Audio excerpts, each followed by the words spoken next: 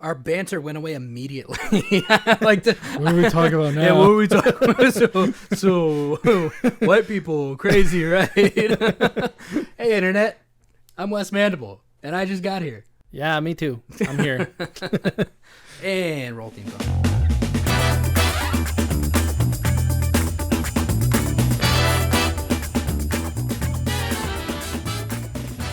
Which I didn't queue up for us to listen to, so that's fine. That's fine.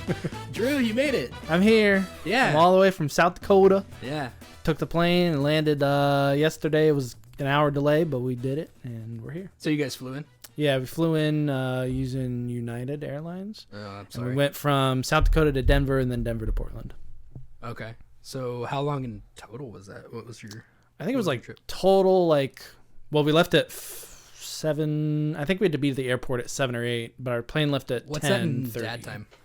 How much time did you have to give yourself? And we're also 2 hours ahead, so 5 o'clock our time would be 3 a.m. your time. Yeah. But I think I got up around 6 and then got there by 7, and then we left at like 10:30. Okay. So we're there about an hour and a half, 2 hours early, maybe. Okay. Something like that. Yeah. And so how long have you been in town now? We got here yesterday afternoon, and then we're leaving. We're actually going down to California for cousin's wedding, so we're going to drive down and then drive back and then fly home Monday morning. So you guys are like actually in and out. Pretty much, yeah. Today's like the only day we had to see people. I'm like, we got this person at 8, this person at noon. Well, thanks for making time, dude. I appreciate it. I mean, we were going to hang out anyway, but it was kind of one of those things where we were already talking about, especially I think it was before we had like started the podcast. And so we were talking about it and it was like, oh dude, we should have you on at some point. And then I started it. And then once we were like 5 episodes in, it was like, okay, so it like actually exists, and now I'm like not asking people to be on nothing. I'm like, hey man, it'd be like I might start a podcast. It'd be pretty cool if you guest on it. People are like, oh yeah, and then so like we were gonna make it happen anyway, but it's kind of fun to like actually. We're doing it, man. Yeah, whoa, we made it. Which you've been doing stuff too, which we talked a little bit about before the podcast. Which actually reminds me, I need to like jot down, what was it? It was like, I'm going to write this down. I'm going to write down bananas, and I'm going to come back to bananas. Because we were talking bananas earlier. And I wanted to come back to it. But you've been doing some stuff, which I feel like your big like re-debut on your channel, which you've rebranded. So DK93, which what it originally was, is now Drew K. Lewis, which is my author name. Yeah. Chosen name for that. So now you're like a short story author with a YouTube channel versus a YouTube channel with a short story. And no short stories, man. I do have them all written on like emails and random papers that I got to organize. But yeah, hoping to do some comic book type stuff, some animation stuff, some books, novels. Yeah. The whole shebang. You had your kind of re-debut with your like, am I going away video?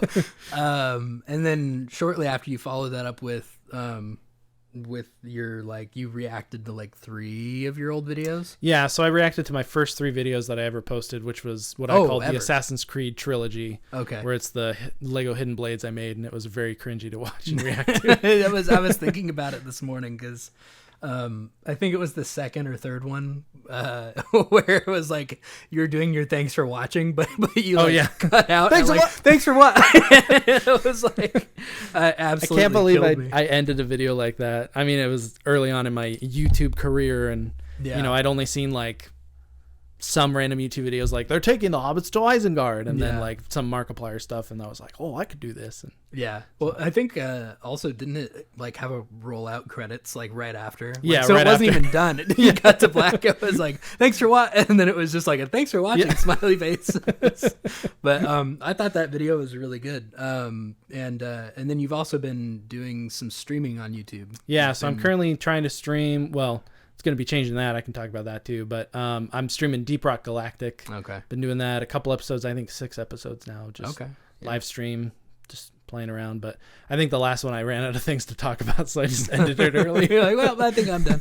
You're better than me because I feel like I'll just run stream and hope that somebody comes in and asks a question, which has worked out about twice out of however many streams I've done. But I don't. Do you get a lot of randos that pop into YouTube? What's really. Like? I mean, I got one question that was like, "What game is this? Is this Minecraft?" I'm like, "No, it's not Minecraft." Or he said, "Like, do you play Minecraft?" I'm like, "Yeah, I play Minecraft." And then he said, "Okay." And I don't even know when the chat was because I just looked over and I'm like, "Oh, there's a chat. Oh, I should respond to this." You're like, "Oh, well, I'll get to this later." Yeah. like Minecraft. This isn't Minecraft. Yeah. But I don't know how much time I'm going to have for streaming nowadays because I'm going to be working 2 jobs now. So it'll be Monday through Thursday full time because my current job I work 4 10-hour days. Yeah. And then my second job will be Friday, Saturday, Sunday, probably like 25 hours a week. So oh, wow. Pretty full schedule, so not a lot of time for streaming, but I'll try to do some things here and there. But I'd eventually like to do like freelance online video editing type stuff or, side projects or tasks for people. Yeah. That'd be cool. That's a hard line of work to get into. Like that's been like on my end, I've been trying to find people that are looking for editors or, really whatever, just like, I think editing always seemed like something that would be easier to get into with a market like with YouTubers and content creators and it's like all online and freelance type stuff. You have like the content creators that are doing like verticals and all that kind of stuff. But it's tough. Like I've been like just trying to network with people that are out doing that stuff that have the following and not in like it's hard to do it in a way that is genuine. And when you do it in the way that is genuine, it feels like you have a hard time getting the traction, Right. And man, it's tough, dude. It's tough. Like, I mean, and then there's all the other side of like corporate editors. And then, like those are the people that want like a bachelor's degree and they want like 6 years of experience. And it's like, dude, man, it's like, it's hard to get a conversation with people. And I know that it's out there. I know that people can do it, but we've been kind of going through just kind of a similar wheel spinning, and it's also about like interests where like, I'd rather edit fun gaming YouTube videos for people because I know all the lingo and the memes to put in. But then like, we need you to edit this real estate video for this house showing. And I'm like, well, that's kind of boring, you know? Yeah. Like, I don't want to do that. Yeah. Man, I'd take it at this point. If somebody approached me to do it, and that's always been kind of my like policy, which is, even if it's work that I wouldn't normally do or don't necessarily want to do, if somebody approaches me because they found my work and they want me to do the work, it's almost, I mean, assuming that like the budget's there and all that, like it's almost always 100% like I accept it, Right. Yeah. But I think also that comes with like the speed or the pace of what things are coming in, right? It's like I'm not necessarily in a point to be super selective. But, it's also, there's the other side of that coin where if you're job searching and you have to apply and you're trying to sell yourself and you're like, man, I'm so excited to do this job. Like, and then you're going in and they're like, we want you to edit construction videos. Yeah. And you're like, no, okay. And you're like, well, do I have to really apply for this? And it's like, so it's kind of, that's been something else that I've been experiencing is, I don't know if you've messed much with like bidding on work, but like clients that are like, hey, we're looking for this work, and then you're putting your hat in the ring and you're like putting a pitch deck together and you're like, this is why we're the best and why we should do this job. And then you go in and it's like, it's awesome if you get it because you can like actually talk to them and be like, hey man, like what worked with that? Like, what made you guys say like, hey, work with this guy? Like, but if you don't, then it's just kind of you're stonewalled. And then you have nothing to go off of. So it's like, it's kind of discouraging out there. But I don't know. But I think too with like, because with my goal, I want to eventually make like our cartoon show that we're working on. Yeah. And then have that kind of springboard to like the comic strip that I'm working on that will eventually be a comic book and then like a whole book series that I'm working on. So it's kind of like just waiting for downtime again because I've like had all this downtime. I haven't done much. And now I'm like going to be doing 2 jobs. I'm like, well, now I don't have any time to do this. Yeah. But that would be the goal eventually. Cause I think like there's for me at least, like when you go to work and you work with people all day long, you come home and you're like, well, I've talked with everybody all day. I'm not going to talk the rest of the day. Yeah.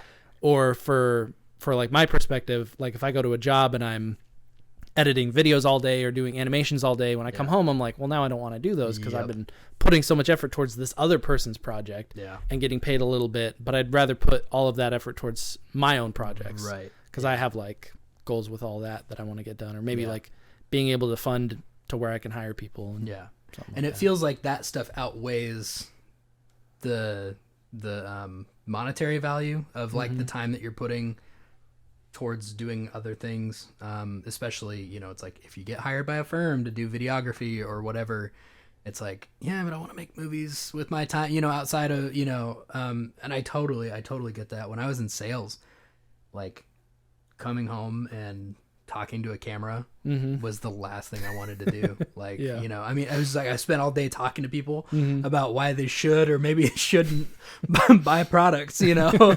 Usually it was about why they should, but like there were definitely those people where you're like, I think you're gonna refund this in 3 days. I don't want you to buy this.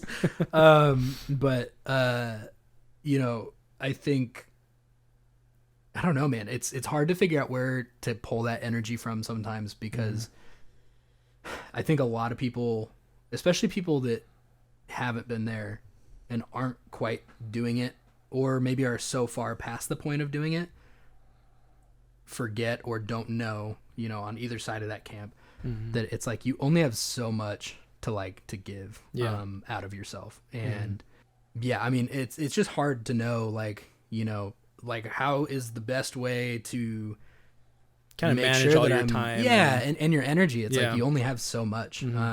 Like for me, I don't think I can make a full-fledged season of a cartoon, but if I had like 5 people working on the animations and I'm like, okay, I'm like the showrunner and they're doing that on the side, and then I can have time to write my book, and then like they can kind of come out at the same time, and it's like, oh, I got these done at the same time instead of all my energy toward this, and then like 3 years go by and I haven't even written anything in a book. Right. Well, I mean, and it's like, I think, you know, I mean, that's producing, you know, and it's a skill, and I think that you're thinking in the right way for sure, but I think it just takes time, you know, and that is like, I mean, once you're at that like 65 hour a week cap, it's kind of like, okay, this is my season of life, you know. And you know, that's okay, you know. I think people like you and me, if we can look at something, we can see a light at the end of the tunnel, you know, and it's like, this isn't forever, you know. We can put our nose down and kind of get through it, but that's tough. That is tough. So you know, and we've kind of talked about it a little bit already, but the cartoon that we're working on, that's kind of like, I feel like I've been in kind of this zone of like, okay, I need to like do this, and I need to make sure that I'm like applying for like X amount of jobs a week, and like, you know, trying to get all these things. And then you have that like last thing where you're just like, I should be doing this. I should be writing. I should be like storyboarding or, you know, whatever. So, you know, it's always like, you know, we have that back and forth where it's kind of like, oh, we'll get on a phone call, and then it's like 3 weeks go by and we're like, hey, buddy, remember when we were like, yeah, let's get together and talk. Yeah, and I think it's been about 5 years since it's been about 5 or 6 years since I started thinking about and making Dave and Dwight, and now I'm finally like, okay. And then like the job came up, I'm like, all right, we'll put that on pause again. You're like, and here we are again. I was kind of glad though that like, because I called you up about that out of the blue, like in September or something, I think. And you know, I think I've always kind of pestered you over that cartoon, because you showed it to me one time, and that was your biggest mistake, was that like you showed me these little, that was like the character board where it was the facial expressions of Dwight. And I just fell in love with that character immediately. And I was just, this character needs to exist and needs to be made. And, you know, so I'm really excited about it. And, you know, it's like, as it happens, you know, I think I'm going to start putting that up on a wall where it's just like, as it happens, you know, you know, we'll get there. But yeah, so, I mean, is that kind of where you're at? Is that where like, what else is going on in the world of Drew? That's pretty much it. Apart from working, and then I am playing at church on piano, but now I'm doing like once a month just with like the 2 jobs. I'm like, I still want to be on the worship team playing piano, but like once a month at least to start out with. Yeah, I get that. Especially when you just have a lot going on. It's easy to find new things and get excited about them and like just jump in. But also it's like sometimes rest is important. And again, you only have so much energy. So, and I've done this before. Last year I did it during June to August. And I was doing a grocery store and a hardware store, and the hardware store was full time, and it was very like customer focused sales and like cabinets and stuff. And it took a lot of my energy to work that job, and it was like full time, rotating weekends. And then my other job, it was just like online shopping for a grocery store. So that was pretty casual. I'd just walk 10,000 steps a day and shop for people. So that was really tough. But now I'm working a job where I'm just working production, which I just go in with whatever I want to wear and have my headphones on, listen to music, cut wood, go home. And then the other time it's going to be working in kind of a small gas station, 7-Eleven type thing. And that'll be probably pretty casual. I don't expect it to be, fast food level like I've done before. Yeah. So I think this time around it should be a lot easier with like the level of stress and like getting up for work on time and that kind of thing. Because before it was like working either from 6 a.m. to 2 or like 11 to midnight or whatever it was. And so I think this time around it should be a little easier to handle, but still I'm not going to have a week off or a day off for a while unless I ask for one in the future, if like, PTO kicks in or something like that. Yeah.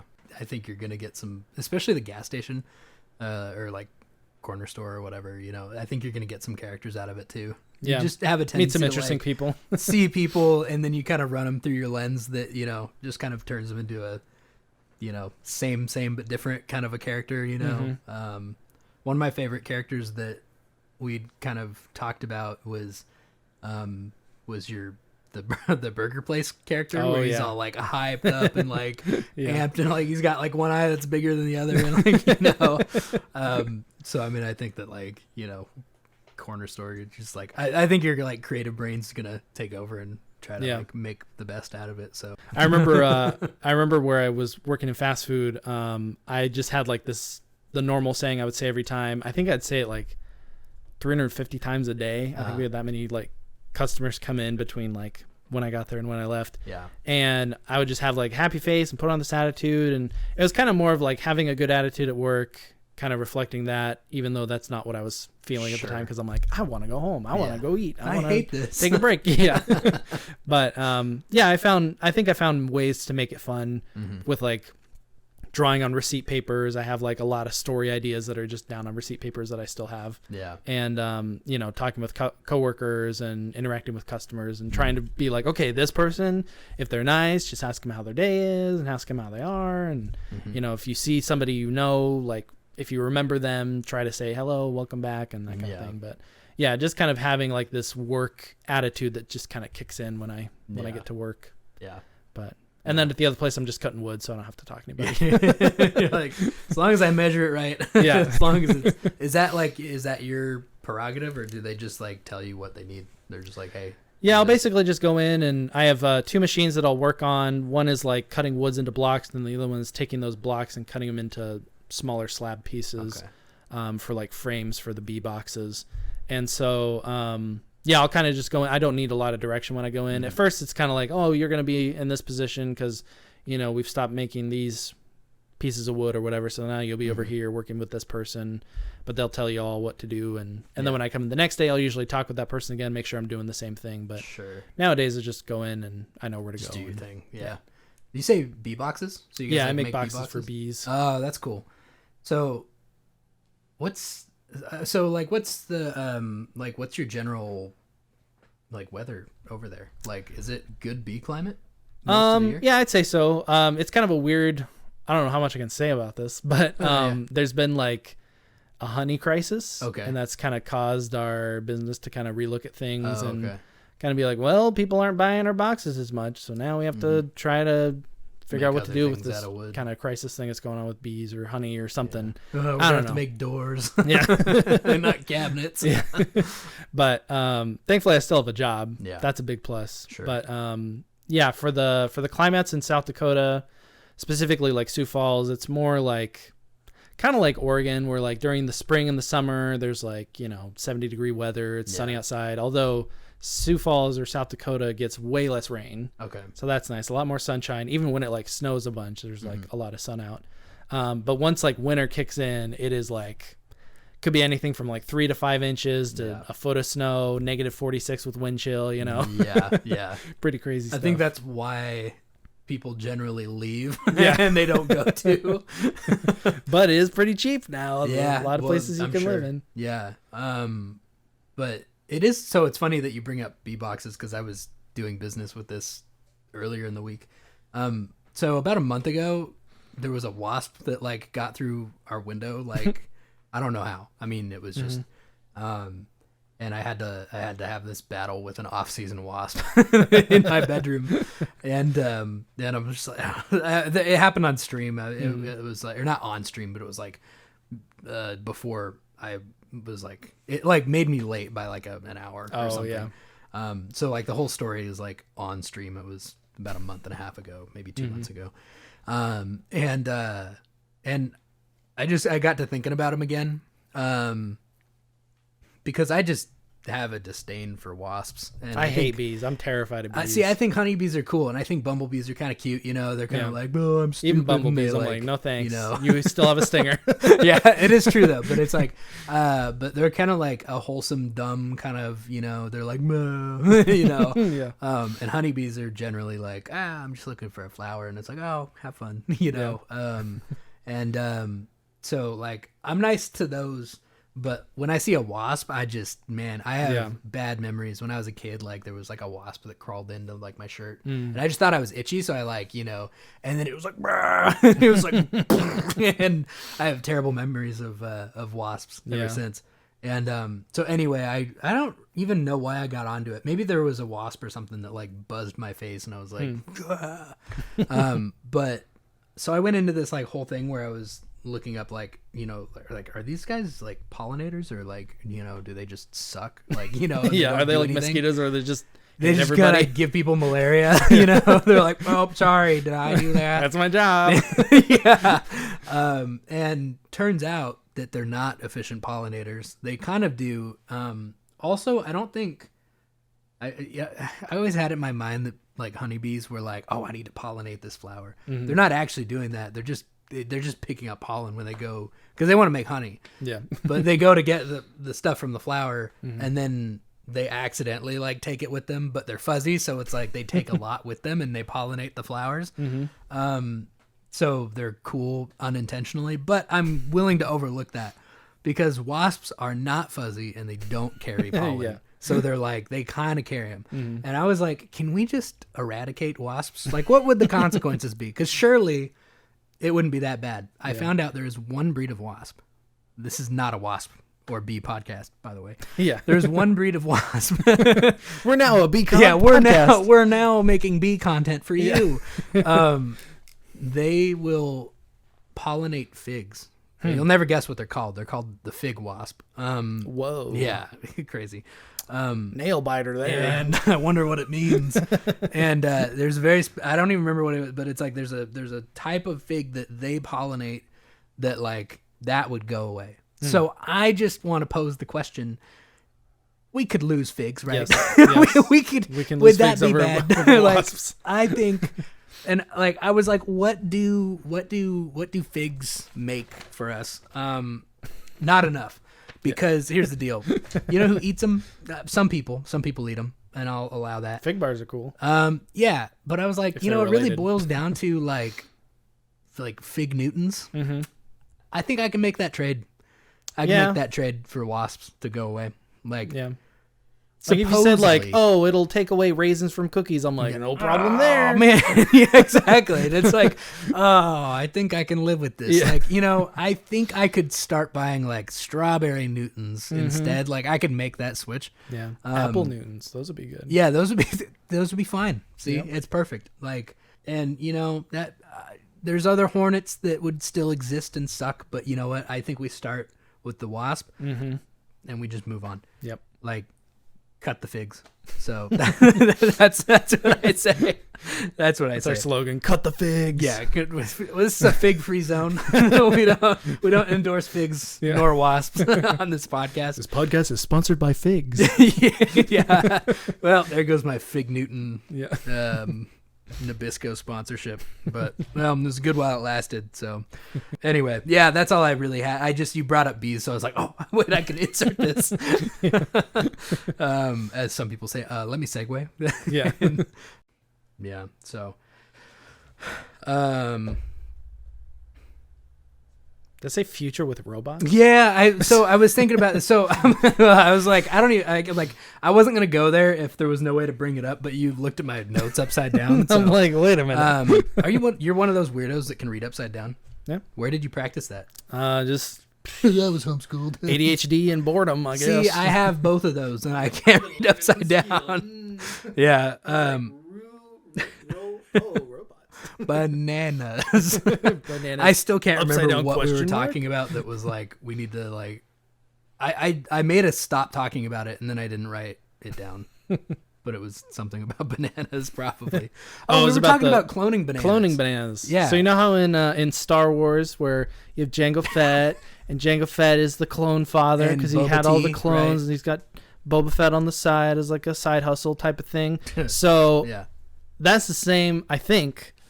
I'm no banana expert, okay? Yeah. But I think that they have a group of bananas or a banana or something with bananas where they took those and cloned them to genetically mutate them to make our bananas that we have today in the store. Because normally, I guess bananas have tons of seeds in them. Yeah. And so they were able to remove the seeds genetically or mutated or whatever. And so if something ever happened to the original or something bananas, I think I heard this from Corridor Digital.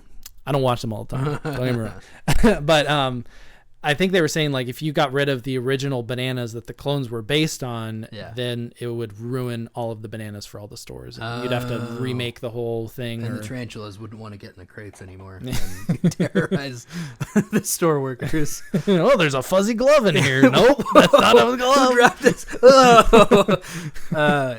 And didn't like bananas, they used to taste like banana candy, right? That's what they say. Maybe. Is like I hate banana candy. Yeah, the crappy. They're on the like, same. runts. They're on the same level as wasps and bees. I'm like banana candy. Love banana candy. Although banana candy, I can handle if I have it and accidentally, and I'm like, oh, that was banana. Oh well, you know. You're like, oh no, I don't get hurt. So. Yeah, it didn't sting me. So yeah. I guess that used to be supposedly that's what bananas used to taste like. That's what they modeled the flavor after. Well, I don't like the taste of either. So. Well, sorry to disappoint you, government. I don't know. But to answer your question. Yes, that does say future with robots. Right. That's why I was. So, have you watched Fallout, or are you into that? I got Netflix, so. Oh, so no. Yeah. Well, if you don't make your appointment, we could just watch. Sorry, babe. If you deny your wife happiness, we can watch this. I have been rewatching Fallout, and then immediately, just like everybody else, was like, I guess I'm gonna go play Fallout 4 again. Yeah, and so that's up on the channel now.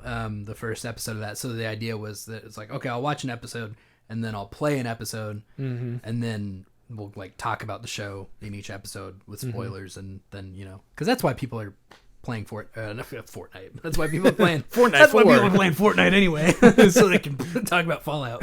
But so anyway, I was just thinking about it the other day, but like. For some reason, I'm much less intimidated by the robots in Fallout than I am in like any other representation. Like, I don't know if you ever saw that Will Smith movie, I, Robot, where yeah, I grew up in the 90s, bro. Yeah, it was Shia LaBeouf's big. It's breakout. Even right over there. On yeah, your oh yeah, it is. That's right. Yeah, that was Shia LaBeouf's big break. was the kid that swears and throws trash at the robots. But. Yeah, no, I was just thinking about that the other day. I was talking to the butler robot, and he's got like this buzzsaw that's like hanging off of him, and he's got all these arms, and he's like, "Hello, sir," and and I'm like, "Wow, you're way less scary than like HK-47 or like literally any Star Wars droid or iRobot." Like, there's something about the like bipedal thing. Like, I think I would take the Fallout robots over like the Jetsons, like Rosie with the, you know, because she looks like a person. Yeah. And you know, and it's like I think we're like getting to this point where like robots are gonna be the next big consumer item. Like give it like 80 years. If the Earth is still here in like 80 years, we get bipedal robots. Not or like dog adjacent robots where they carry trays or something. Like, imagine like an animatronic dog robot because your dog died and you just like had it reincarnated as a robot, but it's got like fur and everything. Like a taxidermy. Hello, Chris, welcome home. I can talk now. He's like, welcome home. How was work? I can tell you all the things you didn't want to hear. This kibble sucks. I come home and be like, and just like shoot it or something. It looks like Mr. Fox, kind of like a, like, oh. It's kind of funny because I've been reading the Star Wars bounty hunter book. Yeah. Where it's got the different bounty hunters' perspectives. And the first one is about IG-88. And he's a bipedal robot, assassin droid. And they go against their makers and kill everybody and go on their own mission to destroy humanity or something. Yeah. He wants to put his own consciousness into a computer and put it into the Death Star. Oh, and so that's kind of cool plot metal. there. Actually, that's pretty cool, man. And he has I think he said something like he hates his bipedal form because it looks like humans or something like that. And so he's like, so that's now I am dog. Yeah, he's like, wish I was an astromech. Yeah, like that, or Detroit Become Human, like where it's like you have all these like robot uprisings, like android type people, and like from Alien or something. You start to like get this evolution. So, you know, I think I would be less intimidated by the like Codsworth robot versus the like, you know, IG-88 or whatever. Which IG-88 was made to kill people. Yeah. Codsworth, I don't know, but he also lays the hurt down on some rad roaches like there at the very beginning. So yeah, I think the less human it looks, the probably less terrifying it's going to be. Yeah, except unless it's just completely like incorporeal, like Alexa, where it's like, you know, that's just Ultron, like, you know, but it's just like, Alexa's like, I don't need any strings. Yeah, exactly. It's just like, she's like, okay, looking for no strings on me. Looking now for plans to Death Star. You're like, Alexa, I asked you to play that in a whisper. Yeah. But yeah. So anyway, yeah. So that was my robot talk, was completely Fallout related, which I forgot until you asked me about it, and I looked and I said, oh hey, look, a bullet point that I put down, Fallout. So yeah, anyway, I think that will do it for us today. Yeah, Drew, thanks for coming and being on the show.